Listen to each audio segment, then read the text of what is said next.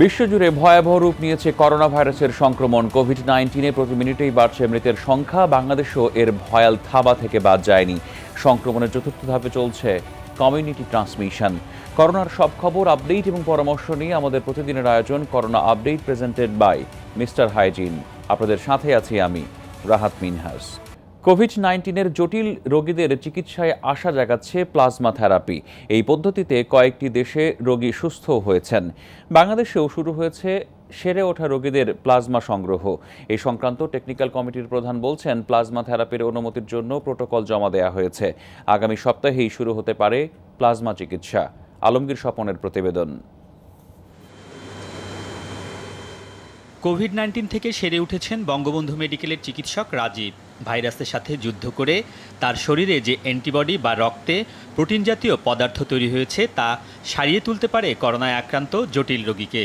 এতে উদ্বুদ্ধ হয়ে সুস্থ রাজীব রক্তের প্লাজমা দিতে এসেছেন শেখ হাসিনা বার্ন ইনস্টিটিউটের ব্লাড ব্যাংকে। অ্যান্টিবডি আমার এটা যদি করোনা রোগীর জন্য কোনো ভালো কাজের জন্য আসে, ওই প্রেক্ষাপট থেকে আমি চিন্তা করলাম যে আমি আমার প্লাজমাটা ডোনেট করবো আর কি। করোনা থেকে সেরে ওঠা ঢাকা মেডিকেলের চিকিৎসক জোয়ারদার রাকিন মঞ্জুর প্রথম স্বেচ্ছায় প্লাজমা দিয়েছেন। আক্রান্তদের চিকিৎসায় তার প্লাজমা জমা রাখা হয়েছে ব্লাড ব্যাংকে। এই অপশনটাই আছে, এই অপশনটা দিয়ে আমরা যদি কিছুটা ওনাদেরকে হেল্প করতে পারি, একটা chance, this creates a fighting chance আর কি পেশেন্টদের। আমি নিজে সাফারার, আমি কষ্টটা বুঝতেছি এবং কেসগুলো আমি চোখের সামনেই দেখছি। এরই মধ্যে কয়েকটি দেশে সুস্থ হয়ে ওঠা ব্যক্তির রক্তের জলীয় অংশ বা প্লাজমায় সুস্থ হয়েছেন কোভিড-19-এর জটিল রোগী। যুক্তরাষ্ট্র এখন পর্যন্ত সরকারিভাবে ৮৭০০ প্লাজমা থেরাপি প্রয়োগ করে ফেলেছে। ইন্ডিয়াতেও কিন্তু এটি গত ৮ মে থেকে সরকারিভাবে চালু হয়েছে। তুরস্ক এটি সবচেয়ে সফল এবং ব্যাপকভাবে প্রয়োগ করে তাদের মৃত্যুর হার অনেকটুকু কমিয়ে এনেছে। যে পদ্ধতিতে সাধারণত রক্ত নেওয়া হয় সেভাবেই সংগ্রহ করা হয় প্লাজমা।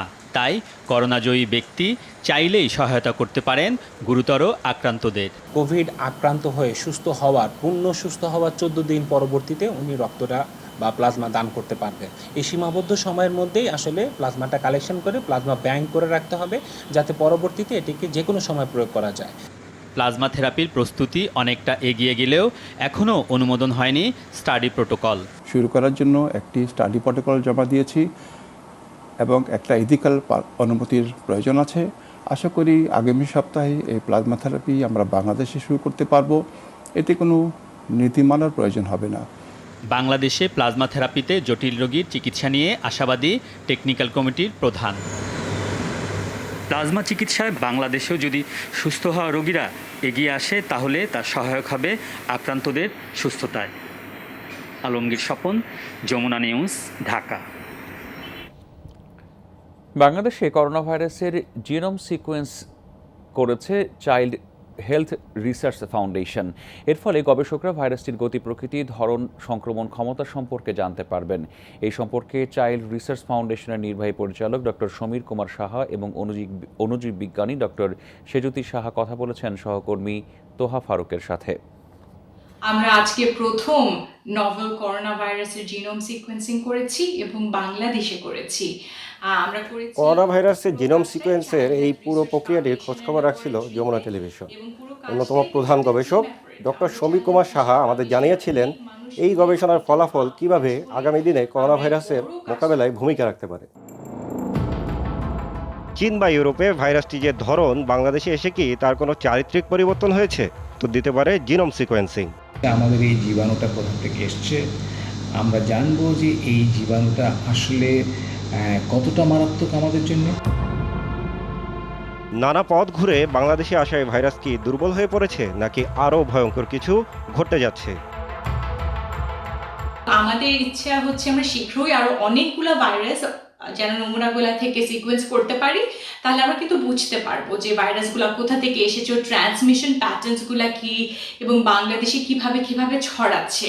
আদৌ এটা কি ভাইরাসের জন্যই হচ্ছে যে আমরা কেউ অ্যাসিম্পটোমেটিক থাকছি আর কেউ সিমটোমেটিক হচ্ছে, নাকি এটা আসলে ভাইরাসটাই চেঞ্জ হচ্ছে, সেটাও বুঝতে পারবো। জিনোম সিকোয়েন্সিংয়ের চ্যালেঞ্জ এবং কর্মপন্থা সম্পর্কেও ধারণা দিয়েছেন গবেষকরা। আমরা ডিরেক্টলি নমুনা থেকেই ভাইরাসটা সিকোয়েন্স করেছি। আমরা ভাইরাসটাকে গ্রো করিনি বা কিছু না, ডিরেক্ট স্যাম্পল থেকে ভাইরাসটাকে ডিঅ্যাক্টিভেট করে ওর জিনোমটা আরএনএ জিনোমটা আমরা সিকোয়েন্স করেছি। আমাদের দেশে তো ভাইরাসটা এসছে দেরিতে, যেহেতু ভাইরাসটা দেরিতে এসছে সেজন্য আমরা হয়তো একটু দেরিতে সিকোয়েন্সিং করছি। এখন পর্যন্ত মোটা দাগে মিউটেশনের মাধ্যমে করোনা ভাইরাসের 3টি প্রধান ধরন সম্পর্কে জানা গেছে। প্রত্যেকটিরই আবার আছে একাধিক বৈচিত্র্য। বাংলাদেশ এখন পর্যন্ত যে নমুনাটির জিনোম সিকোয়েন্সিং করতে সক্ষম হয়েছে সেটির সাথে রাশিয়া এবং সৌদি আরবের ধরনের মিল পাওয়া গেছে। তোহা ফারুক, যমুনা নিউজ, ঢাকা।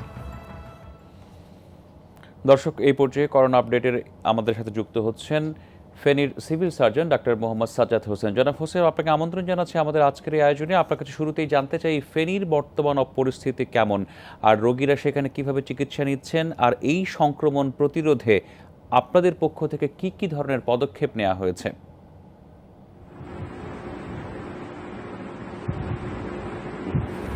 জি, আপনাদেরকে ধন্যবাদ। প্রথমে ফেনীর করোনা পরিস্থিতি এখন পর্যন্ত কিছুটা ভালো। এই পর্যন্ত ফেনীতে 19 জন করোনা রোগী শনাক্ত হয়েছে।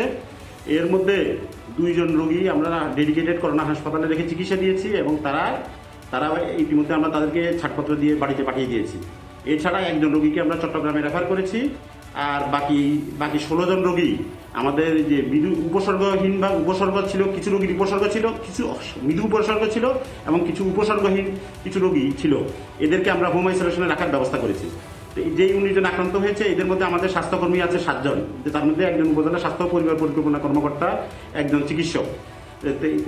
তারপরে এছাড়া আমরা তাদেরকে এদেরকে আমরা যে চিকিৎসা দিয়েছি।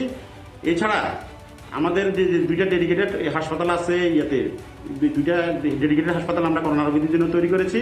তো এখন যেহেতু তাদের মৃদু উপসর্গ আছে সেই জন্য তাদেরকে বাড়িতে রেখে আমরা চিকিৎসা দিচ্ছি। এছাড়া এই করোনা রোগ প্রতিরোধের জন্য আমরা এই যে স্বাস্থ্য শিক্ষার ব্যবস্থা করেছি এবং 5টা জিনিসে আমরা গুরুত্ব দিচ্ছি। একটা হলো যে হাত ধোয়ার ব্যবস্থা করেছি। হাত ধোয়ার জন্য আমরা প্রত্যেকটা হাসপাতালে এবং প্রত্যেকটা স্বাস্থ্যকেন্দ্রে কমিউনিটি ক্লিনিকে আমরা হাত ধোয়ার শিখাচ্ছি। মাস্ক পরার জন্য উপদেশ দিচ্ছি। ঘরে থাকা এবং সামাজিক দূরত্ব বজায় রাখার জন্য তাদেরকে আমরা উদ্বুদ্ধ করছি। এছাড়া পরিষ্কার পরিচ্ছন্নতার উপর আমরা জোর দিচ্ছি। এছাড়া আমরা যারা এখনো পর্যন্ত কিন্তু আমাদেরকে ফেনীতে অনেক বিদেশ ফেরত লোক এখনো পর্যন্ত আসতেছে, তাদেরকে আমরা হোম কোয়ারেন্টাইন নিশ্চিত করতেছি। এবং ঢাকা চিটাগং থেকে যারা আসতেছে, মানে ফেনীর বাইরে থেকে যারা আসতেছে তাদের জন্য আমরা হোম কোয়ারেন্টাইন নিশ্চিত করতেছি। এই পর্যন্ত ফেনীতে 1212 জন প্রবাসীকে আমরা হোম কোয়ারেন্টাইন আওতায় এনেছি। বর্তমানে 34 জন প্রবাসী হোম কোয়ারেন্টাইনে অবস্থান করতেছে। এছাড়া প্রবাসীদের জন্য ইতিমধ্যে অনেক প্রবাসী ফিরে আসতেছে মধ্যপ্রাচ্য থেকে। তাদের জন্য প্রাতিষ্ঠানিক একটা কোয়ারেন্টাইনের ব্যবস্থা আমরা সেনাবাহিনীর সহায়তায় আমরা করতেছি। এখানে 400 লোক এখানে থাকতে পারবে। জনাব সাজ্জাদ হোসেন, আপনার কাছে আরেকটি বিষয় একটু জানতে চাই যে আসলে ফেনী জেলাতে নমুনা সংগ্রহ এবং এর ফলাফলের ধীর গতির বিষয়ে একটা অভিযোগ পাওয়া যাচ্ছে, সেটা আসলে কেন হচ্ছে, আর এই জেলায় ল্যাব স্থাপনের কোনো সম্ভাবনা আছে কিনা?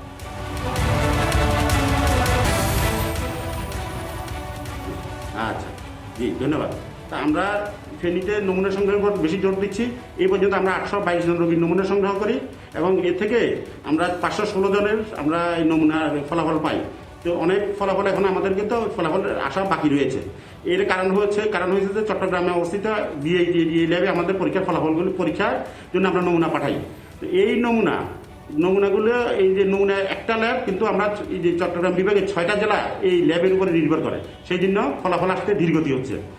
এই বর্তমান এর মধ্যে চট্টগ্রাম মেডিকেল কলেজ হাসপাতাল এবং যে নোয়াখালী আব্দুল মালিক মেডিকেল কলেজ হাসপাতালে 2টা ল্যাব ইতিমধ্যে চালু হয়েছে। আমরা এখানে যদি স্যাম্পল পাঠাই, এর মধ্যে কিছুদিনের মধ্যে আমরা স্যাম্পল পাঠাবো। স্যাম্পল পাঠালে আশা করি যে এই ধীরগতি অনেকটা কমে যাবে। এছাড়া আমরা ফেনীতে যে ল্যাব স্থাপনের জন্য আমরা এমপি মহোদয়ের সাথে আমার কথা হয়েছে এবং আমাদের যে বিএমএর যে সভাপতি, ওনার সাথে আমরা মিলিতভাবে একটা সিদ্ধান্ত নিচ্ছি যে আমরা এই পিসিআর ল্যাব করার জন্য আমরা চেষ্টা করবো। এই বিষয়ে এটার উদ্যোগ নিয়েছেন, দেখা যাক ভবিষ্যতে কি হয়। ধন্যবাদ জনাব সাজ্জাদ হোসেন, ফেনী জেলার করোনা পরিস্থিতি সম্পর্কে আমাদের বিস্তারিত জানানোর জন্য। আজও রাজধানীতে করোনা সতর্কতায় ঢিলেঢালা ভাব। কারণ বাজার এলাকায় আছেন আমাদের সহকর্মী ইব্রাহিম খলিল। আমরা এখন সরাসরি যাচ্ছি তার কাছে। ইব্রাহিম, সড়কে মানুষের চলাচল এবং যানবাহনের উপস্থিতি আপনি কেমন দেখছেন, আর স্বাস্থ্যবিধি ঠিক কতটা মানা হচ্ছে?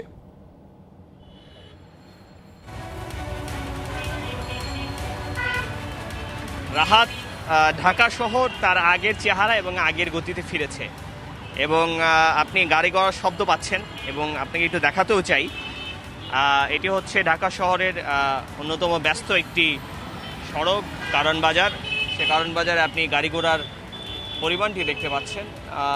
সব ধরনের গাড়ি, প্রাইভেট কার, সিএনজি, রিক্সা, সেখানে মানুষজন অবাধে চলাচল করছে এবং কেউ কেউ সাইকেলও চলাচল করছে এবং আমরা দেখতে পাচ্ছি যে কারো কারো মাস্ক আছে, কারো কারো ন্যূনতম যে সুরক্ষার উপকরণ মাস্ক সেটিও নেই এবং রিক্সায় অনেকে আপনার 2-3 জন করে বসতে পারছেন। অবশ্যই এই করোনা পরিস্থিতিতে শহরে যেমন ঢিলেঢালা ভাব, শহরের যে মানুষ রয়েছেন তাদের সুরক্ষার ব্যাপারে ঢিলেঢালা ভাব এবং এই কর্মব্যস্ততা কিন্তু বেশ কয়েকদিন ধরেই সেটি চালু হয়েছে এবং আগে যে পরিমাণ এক ধরনের সচেতনতা, যে মানার যে প্রবণতা মানুষদের মধ্যে ছিল, এখন সে ধরনের আসলে প্রবণতা নাই।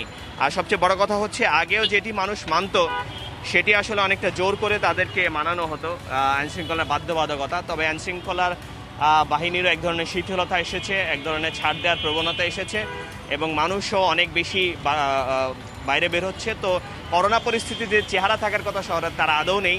বাস বাদে সব পরিবহনই আসলে চলছে এবং সুরক্ষাও শূন্যের কাছাকাছি। রাহাত। ইব্রাহিম, ধন্যবাদ আপনাকে। 3 দিনের ব্যবধানে করোনা ভাইরাসে মৃত্যু বাড়ল আবারও। 24 ঘন্টায় 5,300 প্রাণ কেড়ে নিয়েছে এই ভাইরাসটি। এ নিয়ে বিশ্বজুড়ে মৃতের সংখ্যা বেড়ে দাঁড়িয়েছে 2,92,500-এ। মোট আক্রান্তের সংখ্যা 43,500,000-এর কাছাকাছি। নতুন করে শনাক্ত হয়েছেন আরও 85,000। কয়েক সপ্তাহের ধারাবাহিকতায় মঙ্গলবারও সর্বোচ্চ মৃত্যু দেখেছে যুক্তরাষ্ট্র। মারা গেছে প্রায় 1,600 মানুষ। এ নিয়ে দেশটিতে মৃতের সংখ্যা ছাড়িয়েছে 83,000। মোট আক্রান্ত 14 লাখের বেশি। দিনের দ্বিতীয় সর্বোচ্চ প্রাণহানি হয়েছে মহামারীর নতুন কেন্দ্রস্থল ব্রাজিলে। এদিন রেকর্ড 881 জনের মৃত্যু হয়েছে দেশটিতে। এতে দেশটির মৃতের সংখ্যা বেড়ে দাঁড়িয়েছে 12,000-এ। আক্রান্ত 2.25 লাখের বেশি মানুষ। আর যুক্তরাজ্যে নতুন করে প্রাণ গেছে 627 জনের। মোট মৃত্যু হয়েছে 30,600 মানুষের। আক্রান্তের সংখ্যা ছাড়িয়েছে 2.25 লাখ। ইতালি, স্পেন, ফ্রান্স সহ ইউরোপের অন্যান্য দেশে কমেছে প্রাণহানির সংখ্যা।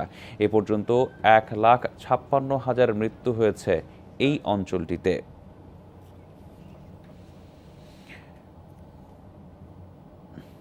দর্শক, যুক্তরাষ্ট্রের পরিস্থিতি জানাতে আমাদের সাথে যুক্ত হচ্ছেন প্রবাসী বাংলাদেশি চিকিৎসক ডাক্তার তাসবিরুল ইসলাম। ডাক্তার তাসবিরুল, আপনার কাছে শুরুতেই জানতে চাই, যুক্তরাষ্ট্রে করোনা মহামারীর 3 মাসের বেশি সময় অতিবাহিত হতে চলেছে, কিন্তু এখনও যুক্তরাষ্ট্রে এই করোনা পরিস্থিতি নিয়ন্ত্রণে আসেনি। ঠিক কি বলছেন মার্কিন গবেষকরা? এত উন্নত দেশ, এত দুর্দান্ত সব ফ্যাসিলিটি, তারপরও কেন পরিস্থিতিকে নিয়ন্ত্রণে আনতে পারছে না যুক্তরাষ্ট্র? আপনি যদি দেখেন, প্রথম কেস আমেরিকাতে ধরা পড়ে 21শে জানুয়ারিতে, আর প্রথম ডেথ রিপোর্টেড হয় হচ্ছে ফেব্রুয়ারি 29। আজকে দেখা যাচ্ছে 14 লাখ মানুষ ইউএসএতে এফেক্টেড এবং প্রায় 83,000 লোক মারা গেছে। এটা কেন হলো? এটা একটা কারণ হচ্ছে প্রথম ইগনোরেন্স। ইউএস গভর্নমেন্ট বুঝতেই পারি নাই যে এটা হচ্ছে আসবে ইউএসএতে শুধু চায়না থেকে, এটা প্রিপেয়ার ছিল না। নাম্বার 2 হচ্ছে ফ্লাইট, যেটা চায়না থেকে আসা ফ্লাইটটা বন্ধ করলো ফেব্রুয়ারি 3 তারিখে, কিন্তু ইউরোপিয়ান ফ্লাইট বন্ধ করলো না until middle of March. Lakh lakh মানুষ ইউরোপ থেকে ইউএসএতে আসে। এবং প্রথম যে কেসটা পাওয়া যায় নিউ ইয়র্কে, এটা হচ্ছে ইরান থেকে এসেছিল। সেকেন্ড অ্যান্ড থার্ড কেস হচ্ছে ইটালি থেকে এসেছিল। ওই ফ্লাইটগুলো ওরা বন্ধ করে নাই, যখন বন্ধ করছে তারা অলরেডি স্প্রেড করে গেছে। 3 নম্বর হচ্ছে যে সিডিসি যে টেস্টটা করছে, যেটা বাংলাদেশেও যেটা ভুল করছে মনে হয় আইডিসি আর কি দিয়েছিল এককভাবে, সিডিসি এককভাবে টেস্ট করলো until first week of March. মাত্র 4,000 টেস্ট করলো সেই মধ্যে, অপ্রতুল টেস্ট করলো। তো সেটাও একটা ভুল করলো। 4 নম্বর হচ্ছে আপনার কন্ট্যাক্ট ট্রেসিং, যেটা বলি আমরা, যে যাদের অসুখ হচ্ছে তাদের ফ্যামিলি, তাদের বন্ধু বান্ধব যাদের সাথে এক্সপোজ তাদেরকে টেস্ট করে, সেটাও কিন্তু টেস্ট করছে না এখনও পর্যন্ত ইউএসএ শুরু করতে পারেনি। এখন কি হচ্ছে, আজকেও দেখেন লাস্ট 24 আওয়ার্সে আমেরিকাতে প্রায় 18,000 মানুষ নতুনভাবে আক্রান্ত হলো এবং প্রায় 850 লোক মারা গেছে ইউএসএতে এখন পর্যন্ত, আজকে লাস্ট 24 আওয়ার্স। ফিমা, যেটা হচ্ছে ফেডারেল ইমার্জেন্সি ম্যানেজমেন্ট এজেন্সি, সে বলছে যে যদি লকডাউন লকডাউন উঠিয়ে দেওয়া হয়, রিওপেন করা হয়, জুন থেকে বলা হচ্ছে প্রতিদিন 2 লাখ মানুষ এফেক্টেড হবে এবং 3,000 লোক মারা যাবে। ইউনিভার্সিটি অফ ওয়াশিংটন বলছে বাই অগস্ট প্রায় 1.5 লাখ লোক মারা যাবে এই কোভিড-19 থেকে। তো ইউএসএতে বলা হচ্ছে যে এই রিওপেন যে করছে মে মাসে ওপেন করার কথা, এন্ড অফ মেতে, টেস্ট করার কথা হচ্ছে 5 থেকে 7 লাখ করে প্রতিদিন করা উচিত। সেখানে আমেরিকা করছে মাত্র 1.5 লাখ করে। তো পরিস্থিতি খুব ভালো না এবং ট্যাকেল করতে পারছে না। Thank you. আপনার কাছে আরেকটি বিষয় জানতে চাই যে এই করোনার চিকিৎসায় একটা খুব গুরুত্বপূর্ণ ঔষধ রেমডেসিভির ব্যবহারের অনুমোদন পাওয়া গেছে যুক্তরাষ্ট্রে এবং সেই ব্যবহার মনে শুরু হয়েছে। এই ওষুধের প্রয়োগের আসলে ফলাফলটা কেমন, এতে কি কোনো আশার আলো দেখা যাচ্ছে কিনা? ধন্যবাদ আবার আপনাকে। রেমডেসিভিরের যদি হিস্ট্রিটা বলি, প্রথম 2009-তে এই ওষুধটা আসে হেপাটাইটিস সি চিকিৎসা করার জন্য, যেটাতে কাজ করে নাই। তারপর 2014-তে এটা চেষ্টা করা হলো ইবোলার জন্য, এটাও কাজ করে নাই। এখন জানুয়ারিতে যখন প্রথম কেসটা আসলো আপনার ইউএসএতে, সেই পেশেন্টটাকে ওয়াশিংটন স্টেটে রেমডেসিভিরটা দেওয়া হলো এবং মনে হলো যে এটা কাজ করলো, মনে হলো, ঠিক সঠিক জানি না, মনে হলো কাজ করলো, পেশেন্টটা ভালো হয়েছিল। তারপর থেকে রেমডেসিভির ওপর ইন্টারেস্টটা সবার বেড়ে গেল। তারপর থেকে চায়নাতে একটা স্টাডি হলো, বলছে এটা কাজ করে না। ইউএসএতে দুইটা স্মল স্টাডি করা হলো, বলা হচ্ছে এটা মনে হয় কাজ করে। তারপর একটা বড় স্টাডি করা হলো, এটাতে বলা হচ্ছে যে এটা রিকভারি রেটটা ফাস্ট করে, যেমন যেখানে 15 দিন লাগে রিকভারি করতে, সেখানে 11 দিন লাগবে রিকভারি করতে যদি রেমডেসিভির পায়, কিন্তু কোনো মৃত্যুর হার কমায় না। তারপর থেকে মে মাসের 1 তারিখে FDA ইমার্জেন্সি ইউজ অথরাইজেশনের রুলে এটাকে অ্যাপ্রুভ করলো। প্রবলেম হয়ে গেল এখন আমাদের তেমন রেমডেসিভির মজুদ নাই। পৃথিবীতে বলা হচ্ছে 1.5 মিলিয়ন ভায়াল মাত্র আছে, যেটা 1 লাখ থেকে 2 লাখ মানুষকে ট্রিটমেন্ট দিতে পারবে। এখন ইউএসএতে আমরা, যেমন আমার হসপিটাল, আমরা এখনও রেমডেসিভির পাইনি, অনেক হসপিটালই পাচ্ছে না। ক্যালিফোর্নিয়া স্টেট, পুরো হোল স্টেট এখনও রেমডেসিভির ওষুধটা পাচ্ছে না। তো সাপ্লাই খুবই কম, জানি না এটা কি হবে। তবে আমার এই রেমডেসিভিরের ডেটা দেখে মনে হচ্ছে এটা হাইড্রোক্সিক্লোরোকুইনের মতন কাজ করবে। যেমন হাইড্রোক্সিক্লোরোকুইন মনে হলো প্রথমে এটা ম্যাজিক বুলেট, কাজ করবে, গেম চেঞ্জার, পরে দেখা গেল এটা আমরা ইউজ করছি না, কাজ করে না। রেমডেসিভিরও কিন্তু এটা হতে পারে, দেখা যাক কি হয়। অসংখ্য ধন্যবাদ ডাক্তার তাসবিরুল ইসলাম, আপনার অত্যন্ত সুচিন্তিত মতামত আমাদের জানানোর জন্য। ইলেকট্রোফরেটিক কোটিংকৃত মরিচারোধী ও বিদ্যুৎ সাশ্রয়ী Marquis pump. Marquis energy saving pump. Corona পরীক্ষার হারে তলানির দিকে বাংলাদেশ, আছে রিপোর্ট পেতে বিলম্ব, ত্রুটি সহ নানা সমস্যা। পরীক্ষা কম হলে শনাক্ত কমছে, আবার বেশি হলে বাড়ছে শনাক্তের পরিমাণ। তাই আক্রান্তের প্রকৃত সংখ্যা জানা এবং ব্যবস্থা নেওয়ার স্বার্থেই পরীক্ষার পরিধি বাড়ানোর তাগিদ দিচ্ছেন বিশেষজ্ঞরা। আর স্বাস্থ্য মন্ত্রণালয় বলছে পরীক্ষায় ভোগান্তি কমানো এবং পরিধি বাড়ানোর চেষ্টা করা হচ্ছে। রাসেল আহমেদের প্রতিবেদনে বিস্তারিত। মিরপুরের বাসিন্দা সেলিম শিকদার জ্বর ও মাথা ব্যথা থাকায় করোনা টেস্ট করিয়েছেন বঙ্গবন্ধু শেখ মুজিব মেডিকেল বিশ্ববিদ্যালয়ে। করোনা নেগেটিভ শুনে বেশ স্বস্তিতে ছিলেন, কিন্তু রিপোর্ট পেয়ে মাথায় হাত। রিপোর্টে লেখা সেলিনা শিকদার, লিঙ্গের ঘরেও ফিমেল অর্থাৎ নারী। নাম ও লিঙ্গই যেখানে বদলে গেছে, তাতে রেজাল্টের সত্যতা নিয়ে সংশয়ে সেলিম। এরা লিখে রাখছে সেলিনা, আমি হইলে মেল, এখানে লিখে রাখছে ফিমেল। তারা ওখানে ভুল করছে, এখন আমি বলতেছি এটা ভুল করছে, এটা সংশোধন কিভাবে করবে, তারা কোনো রেসপন্সিবিলিটি বা কোনো চাহিদার তুলনায় পরীক্ষার সক্ষমতা কম, ফলে প্রতিদিনই ফেরত যেতে হয় অসংখ্য মানুষকে। তার উপর দীর্ঘ লাইন, পরীক্ষার রিপোর্ট পেতে বিলম্ব ও ত্রুটি সহ নানা সমস্যায় করোনা আতঙ্কে থাকা মানুষ। খুব লেট হচ্ছে আর কি, মনে করেন যে আপনার এই যত বড় লাইনটা খুব বেশি। এখানে যে আসছি আমি সুস্থ মানুষ, যে এখানে আইছি, এখানে কি আমার নিরাপত্তা হয়েছে? এখানে আসাটা কি আমার ঠিক হয়েছে? হ্যাঁ, এখন আমি যে পরবর্তীতে পজিটিভ হবো না কি হবে, কিভাবে বলবো? একবার বলছে 11টা, একবার বলছে 12টায়, এখন বললো 1টায়। তখন হয়তো 1টার উপর পার হয়ে গেছে। এখন ওনাদের কাছে কিছু বলতে গেলে ওনারা ব্যবহার খারাপ করে। দেশে এখন পর্যন্ত নমুনা পরীক্ষা হয়েছে 1.25 লাখের কাছাকাছি, যা মোট জনসংখ্যার মাত্র 0.058%। জনসংখ্যা অনুপাতে পরীক্ষার হারে তলানির দিকেই বাংলাদেশ। আরব আমিরাতে প্রতি 10 লাখ মানুষে পরীক্ষা হয়েছে 1,20,000, যুক্তরাষ্ট্রে 26,000। উন্নত দেশগুলো তো বটেই, আফ্রিকার অনেক দরিদ্র দেশেও পরীক্ষার হার বেশি বাংলাদেশের তুলনায়। যখন দ্রুত টেস্ট হবে, তখন আমরা রোগীগুলোকে শনাক্ত করে তাকে আইসোলেট করতে পারবো, এবং সেই রোগীর কন্ট্যাক্টে যারা এসছেন, তার পরিবারের লোক হোক বা কর্মস্থলের লোক হোক, তাকে সেপারেট করা যাবে। যার ফলে ট্রান্সমিশনটা কমে যাবে।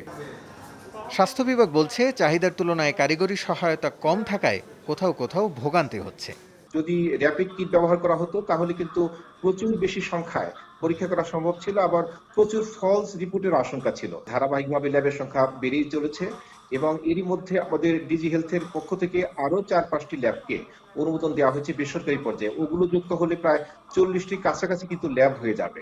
তো আমার মনে হয় এই ল্যাবের ধারণ ক্ষমতা যা আছে এগুলোর মাধ্যমেও 10,000 পর্যন্ত পৌঁছা সম্ভব ইনশাআল্লাহ এই মাসের মধ্যেই। রাসেল আহমেদ, যমুনা নিউজ, ঢাকা।